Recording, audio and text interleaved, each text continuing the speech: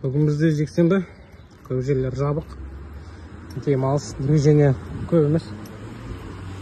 Өте аз. Кетіп бара жатырмыз жұмысқа қарай. Бүгін біраз жаяу жүрейін деп серуендеп. Мынау қаланың ортасы. Қалай ортасы да енді Сан-Франға жатады бұл да. Жалпы мен тұрып жатқан жақтар бәрі Сан-Франға жатады, көрінді ғой. Роботсыз таксилер танытпай шулап жүр. Анда-мында. Бізді басақ сол.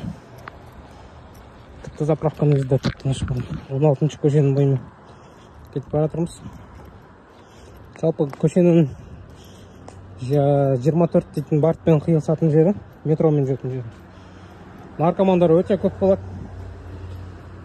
Өте көп. Солар бір шытқып жерді көшені. Мына жақтар енді кішкене океанға қарай барып жатқан жаққа. Тыныштау. Район таза ғой. Қайда жақсы.